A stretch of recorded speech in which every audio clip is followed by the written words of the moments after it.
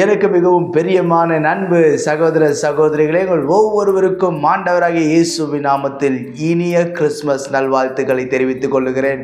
உலகம் எங்கும் கிறிஸ்துமஸை கொண்டாடி கொண்டிருக்கிற இந்த நாட்களில் நீங்களும் கொண்டாடி கொண்டிருக்கிறீர்கள். கிறிஸ்து இயேசுக்குள் விசுவாசிக்கிறேன். நம்மோடு கூட போன வருடம் கொண்டாடின எத்தனையோ பேர் இந்த கிறிஸ்மஸை பார்க்க முடியாமல் இந்த மண்ணறைக்குள் மறைந்து போயிருக்கிறார்கள். ஆனாலும் கர்த்தர் நம்முடைய ஆயுசு நாளிலே ஒரு நாள் இலவசமாய் கூட்டி கொடுத்து, இந்த வருடத்தை இலவசமாய் கூட்டி கொடுத்து, இந்த வருஷத்துடைய 2025வது வருடத்தின் கிறிஸ்மஸை பார்த்து கர்த்தரை நாம் ஸ்தோத்தரிக்க, கர்த்தர் நமக்கு பாராட்டின இரக்கத்திற்கான கர்த்தரை துதிக்கிறேன், ஸ்தோத்தரிக்கிறேன். இந்த நாளிலும் ஏதோ எல்லா வருடமும் கொண்டாடுகிறபடி ஏனோ தானோ என்று கிறிஸ்மஸை கொண்டாடாமல் ஒரு அர்த்தமுள்ள கிறிஸ்மஸை நீங்களும் நானும் கொண்டாட வேண்டியது மிகவும் அவசியமாய் இருக்கிறது. இந்த வார்த்தை கேட்கிற நீங்கள் ஏதோ ஒரு சூழலில் கலக்கத்தோடும் புலம்பலோடும் உட்கார்ந்து கொண்டிருக்கலாம். உங்களுக்கு ஒரு நற்செய்தி உண்டு. உங்களுக்காக கிறிஸ்து பிறந்திருக்கிறார். ஏன் அவர் பிறந்தார், அவர் பிறந்ததினால் நமக்கு என்ன ஆசீர்வாதங்கள் உண்டு என்று சொல்லி நாம் சில வசனங்களை மாத்திரம் தியானித்து உங்களுடைய ஆசீர்வாதத்திற்காய் நான் ஜெபிக்க போகிறேன். இன்று கர்த்தர் நமக்கு கொடுத்திருக்கிற வார்த்தை என்ன தெரியுமா? அது யோவான் 4வது அதிகாரம் 42வது வசனம் அழகாய் சொல்லுகிறது. அந்த ஸ்திரீயை நோக்கி, உன் சொல் நிமித்தம் அல்ல, அவருடைய உபதேசத்தை நாங்களே கேட்டு அவர் மெய்யாய் கிறிஸ்துவாகிய உலக இரட்சகர் என்று அறிந்து விசுவாசிக்கிறோம் என்றார்கள். அவர் மெய்யாய் கிறிஸ்துவாகிய உலக இரட்சகர் என்று கர்த்தருடைய வார்த்தை ஆண்டவராகிய இயேசுவை குறித்து தெளிவாய் சொல்லுகிறது. அவர் மெய்யாய் கிறிஸ்துவாகிய உலக இரட்சகர். இரட்சிப்பு என்று சொன்னால் என்ன என்று வேதம் சொல்லுகிறது? மனிதனால் பெற முடியாத, மனிதனால் எதையும் செய்ய முடியாத காரியத்தை தெய்வம் இறங்கி செய்வதுதான் இரட்சிப்பு, நம்மை காப்பாற்றுவது. இஸ்ரவேல் ஜனங்கள் அடிமைத்தனத்தில் இருந்த பொழுதெல்லாம், எப்பொழுதெல்லாம் அவர்கள் ஆண்டவரை நோக்கி புலம்பினார்களோ அப்பொழுதெல்லாம் கர்த்தர் அவர்களுக்கு இரட்சிக்கத்தக்க இரட்சகனை எழுப்பி கொடுத்து கொண்டே இருந்தார். அதே போல கர்த்தராகிய ஆண்டவர் பூமியில் வந்ததுக்கான முதல் நோக்கம் என்ன தெரியுமா? உங்களையும் என்னையும் இரட்சிக்கும்படிக்கு, யாரும் கொடுக்க முடியாத இரட்சிப்பை நமக்கு தரும்படிக்கு. இந்த உலகத்தில் பாருங்கள், ஏதோ ஒரு அடிமைத்தனத்தில் தான் எல்லாரும் சிக்கப்பட்டிருக்கிறார்கள். சிலர் குடிக்கு அடிமையாயிருக்கிறார்கள், சிலர் சினிமாவுக்கு அடிமையாயிருக்கிறார்கள், சிலர் போதைக்கு அடிமையாயிருக்கிறார்கள், சிலர் ஏதேதோ காரியங்கள் அடுக்கிக் கொண்டே போகலாம். பல காரியங்களிலே அடிமைகளாய் இருந்து எங்களை யார் ரட்சிக்க முடியும்? எங்களை யார் இந்த சூழலிலிருந்து வெளியே கொண்டு வர முடியும்? யார் எங்களை காப்பாற்ற முடியும் என்று புலம்பிக் கொண்டிருக்கிற மனு குலத்தை மீட்டெடுக்கும்படிக்கு தான் இயேசு இந்த உலகத்தில் பிறந்தார். அவர் இரட்சகராய் பிறந்தார் என்பதில் எந்த ஒரு சந்தேகமே இல்லை. சில நேரங்களில் யோசிக்கலாம், எங்களை எல்லாம் யாரும் விடுவிக்க யாரும் இல்லை. இந்த குடியை நான் விடணும்னு நினைக்கிறேன், இந்த சினிமாவை விடணும்னு நினைக்கிறேன், இந்த பாவ பழக்கங்களை நான் விடணும்னு நினைக்கிறேன், ஆனாலும் என்னால் விட முடியலையே, என்னால் விட்டு வெளியே வர முடியாதபடி ஏதோ ஒரு கட்டு என்னை கட்டி வைத்து கொண்டிருக்கிறது என்று சொல்லி புலம்பிக் கொண்டு இந்த கிறிஸ்மஸை ஒரு வேளை நீங்கள் சோகத்தோடு கடந்து கொண்டிருக்கலாம். இந்த கால வேளையில் இன்றைக்கு இயேசு பிறந்ததற்கு முழு காரணம் என்ன தெரியுமா? உங்களை ரட்சிப்பதற்காக, உங்களை காப்பாற்றுவதற்காக என்று சொல்லலாம். உங்களை பாவத்திலிருந்து காப்பாற்றுவதற்காக, துர்க்குணத்திலிருந்து காப்பாற்றுவதற்காக, அடிமைத்தனத்திலிருந்து காப்பாற்றுவதற்காக இயேசு இந்த உலகத்தில் பிறந்தார். பிரியமானவர்களே, இந்த இயேசு முதலாவது ஏன் பிறந்தார் தெரியுமா? நம்மை ரட்சிக்கும்படிக்கு. ரட்சிப்பு வேதம் சொல்லுகிறது, ரட்சிக்கக்கூடாதபடி கர்த்தருடைய கரம் குறுகி போகவில்லை என்று சொல்லி சிலர் யோசிப்பால், குறிப்பிட்ட ஜனத்திற்காக மாத்திரம்தான் இயேசு வந்தார், குறிப்பிட்ட மதத்தை சார்ந்தவர்களாக இந்த இயேசு என்று சொல்லி. இல்லை பிரியமானவர்களே, முழு உலகத்திற்கும் அவர் இரட்சகராய் வெளிப்பட்டார் என்பதில் எந்த ஒரு சந்தேகமும் இல்லை. ஆண்டவர் நமக்கு இரட்சகராய் வெளிப்பட்டவர் செய்கிற ஆசீர்வாதங்கள், காரியங்கள் என்ன என்று பார்ப்போம். அவர் எதிலிருந்து நம்மை ரட்சிக்கிறார் என்று வேதம் சொல்லுகிறது. முதலாவது அவர் ஏன் வந்தார்? 1 தீமோத்தேயு 1வது அதிகாரம் 15வது வசனம் சொல்லுகிறது, பாவிகளை ரட்சிக்க இயேசு வந்தார் என்று சொல்லி. பாவிகளை ரட்சிப்பதற்காக தான் இயேசு வந்தார். சில பாவங்களை எல்லாம் சிலரால் விடவே முடியாது பிரியமானவர்களே. அதுக்கு அப்படியே தன்னை கயறினால் கட்டி வைத்தது போல மீண்டும் வெளியே வர முடியாமல் சிலர் இன்னும் சில அடிமைத்தனத்தில் இருக்கிறார்கள். சிலரெல்லாம் சொல்லுவாங்க, பிரதர் எனக்கும் என் குடும்பத்தை நல்லா நடத்தணும்னு ஆசை இருக்கு பிரதர், எனக்கும் என் பிள்ளைங்களுடைய வாழ்க்கையெல்லாம் பார்க்கணும்னு ஆசை இருக்கு, ஆனால் இந்த பொல்லாத குடியிலிருந்து என்னால் வெளியே வர முடியல, என்னால் இந்த குடி பழக்கத்திலிருந்து வெளியே வர முடியல. சிலர் சொல்லுவார்கள், பிரதர் நானும் மற்றொரு பெற்றோரை போல, மற்ற தகப்பனை போல, மற்ற தாயை போல மற்ற வேலைகள்லாம் செய்து என் பிள்ளைகளை பாதுகாக்க வேண்டும் என்று நான் விரும்புகிறேன், ஆனால் என்னால் சரியான வேலைக்கு போக முடியல. காரணம் என்ன தெரியுமா? ஏதோ ஒரு போதை பொருளுக்கு நான் அடிமையாக இருக்கிறேன், வருகிற வருமானத்தை எல்லாம் அநியாயமாய் செலவு செய்கிறேன், ஏதோ ஒரு அடிமைத்தனத்தில் இருக்கிறேன் என்று சொல்லி நீங்கள் ஒருவேளை யோசித்துக் கொண்டிருக்கலாம். ஒருவேளை வாழ்க்கை கசந்து, உடைய பாவத்தை நிமித்தம் வாழ்க்கை கசந்து கசந்து ஐயோ நான் தேவனுக்கு விரோதமாக இப்படி நின்றேன் என்று சொல்லி புலம்பிக் கொண்டு ஒருவேளை நீங்கள் தற்கொலை செய்து மடித்து போகலாமா என்று சொல்லி நீங்கள் யோசித்துக் கொண்டிருக்கலாம். நன்றாய் கவனியுங்கள். இந்த வார்த்தை கேட்கிற நீங்கள் மறிக்க வேண்டிய அவசியம் இல்லை. காரணம் என்ன தெரியுமா? உங்களையும் என்னையும் தேடிதான் ஐயா இந்த இயேசு இந்த உலகத்திற்கு வந்தார்.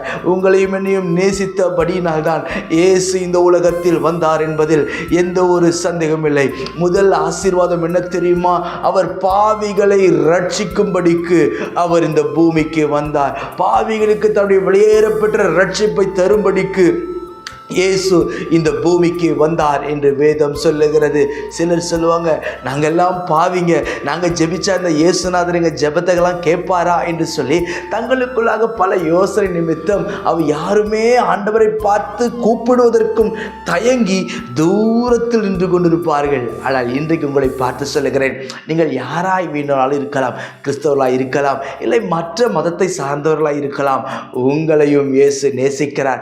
இந்த கிறிஸ்மஸ் என்பது ஒரு குறிப்பிட்ட சமுதாயத்தை சேர்ந்த ஜனங்களுக்கு மாத்திரமல்ல, முழு உலகத்திற்குமே இந்த கிறிஸ்மஸ் நமக்காக உருவாக்கப்பட்டிருக்கிறது. சரித்திர நாயகன் தான் நீங்களும் நானும் ஆராதிக்கிற கர்த்தர். எப்பேற்பட்ட பாவமாக இருந்தாலும் அந்த பாவத்தை மன்னிக்க வல்லமை யாருக்கு தெரியுமா இருக்கிறது? ஆண்டவராகிய இயேசு கிறிஸ்துவுக்கு உண்டு. எப்பேற்பட்ட பாவமாக இருந்தாலும் அதை மன்னிக்கக்கூடிய அதிகாரம் இயேசு கிறிஸ்துவின் கரத்தில் இருக்கிறபடியினால் தான் இயேசுவை இந்த உலகத்தில் பிதா நமக்கு கொடுத்தார். முதலாவது பாவிகளை ரட்சிக்க வந்தார். இரண்டாவது ஆண்டவராகிய இயேசு ஏன் இந்த பூமியில் பிறந்தார் என்று வேதம் சொல்லுகிறது. ரோமர் 5வது அதிகாரம் 12வது வசனம் அழகாய் சொல்லுகிறது. ரோமர் 5:12 சொல்லுகிறது, இப்படி இருக்க ஒரே மனுஷனாலே பாவமும் பாவத்தினாலே மரணமும் உலகத்தில் பிரவேசித்தது போல எல்லாருக்கும் பாவம் செய்தபடியினால் மரணம் எல்லாருக்கும் வந்தது போலவே இதுவும் ஆயிற்று. எல்லாருக்கும் வந்தது போலவே. இரண்டாவது, கர்த்தர் எதிலிருந்து ரட்சிக்கும்படி வந்தாராம்? மரணத்திலிருந்து ரட்சிக்க வந்தார். இந்த உலகத்தில் பாருங்கள், வேதம் சொல்லுகிறது, பாவம் செய்கிற ஆத்துமா சாகவே சாகும் என்று சொல்லி. இன்றைக்கு நம்முடைய நாட்களில் எங்கு பார்த்தாலும் மரணம், எங்கு பார்த்தாலும் மரணம். வாழ வேண்டிய வயதில் இருக்கிற அநேகர் மரித்து கொண்டிருக்கிறார்கள். வாழ வேண்டிய நாட்களில் அநேகர் தற்கொலை செய்து போய் கொண்டிருக்கிறார்கள். வாழ வேண்டிய நாட்களில் இனி நாம் வாழ்வது வீண் என்று சொல்லி ஏதாவது ஒரு காரியத்தை தவறுதலாய் செய்து கொண்டு உலகம் போய்கொண்டே இருக்கிறது. பிரியமானவர்களே, இந்த முழு உலகத்தில் இருக்கிற பாவத்தில் இருந்தும் மரணத்தில் இருந்து மீட்டெடுக்க கர்த்தர் வந்தார். ஒரே மனிதனுடைய பாவம் என்று சொல்லும் பொழுது, ஏதேன் தோட்டத்தில் பார்க்கும் பொழுது ஆண்டவர் ஆதாமையும் ஏவாளையும் உண்டாக்கினதுக்கு ஒரு நோக்கம் உண்டு. அவர்கள் உடனே மரித்து போக வேண்டும் என்று அல்ல, அவர்கள் நெடுநாள் பூமியில் உயிரோடு இருக்க வேண்டும் என்று சொல்லி ஆண்டவர் ஆசையாய் உருவாக்கின மனுக்குலம் என்றைக்கு கீழ்ப்படியாமல் போனபடியினாலே இந்த உலகத்திற்குள்ளாக வந்தது என்ன தெரியுமா? மரணம் வந்தது. அந்த மரணத்திற்கு ஒரு முடிவை ஏற்படுத்த வேண்டும் என்று சொல்லிதான் ஆண்டவராகிய இயேசு இந்த பூமிக்கு வந்தார். மனுஷிக மாம்சத்தில் மரணம் வரும், ஆனால் மரணத்துக்கு பிறகு ஒரு வாழ்க்கை ஒன்று உண்டு. நமக்கு மரணத்துக்கு பிறகு ஒரு வாழ்க்கை உண்டு என்று சொல்லி எல்லா மதத்திலுமே ஒரு நம்பிக்கை உண்டு. ஆனால் கிறிஸ்துவத்தில் ஒரு நம்பிக்கை என்ன இருக்கிறது தெரியுமா? மரணத்திற்கு பிறகு இருக்கிற வாழ்க்கை நாம் எங்கே கழிக்க போகிறோம், எங்கே இருக்க போகிறோம்? இந்த உலகத்தில் பிறக்கிற எந்த மனிதனாய் இருந்தாலும் அவன் மரணத்தை ருசி பார்த்தே தீர வேண்டும். அவன் யாராய் இருந்தாலும் சரி, எவ்வளவு பெரிய மகானாய் இருந்தாலும் சரி, எவ்வளவு பெரிய யோகியனாய் இருந்தாலும் சரி, அவன் மரணத்தை ருசி பார்க்காமல் இருக்க முடியவே முடியாது.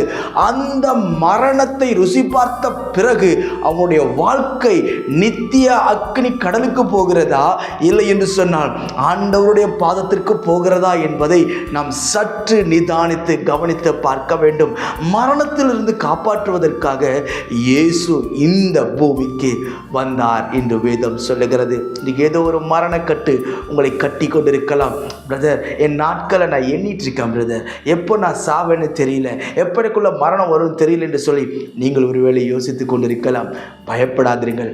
மரண கட்டுகளை கர்த்தர் முறிப்பார். அதை வேரோடு பிடுங்கெடுக்க இயேசு இந்த பூமிக்கு வந்தார். அடுத்தபடியாய் ஏன் இயேசு வந்தார் தெரியுமா?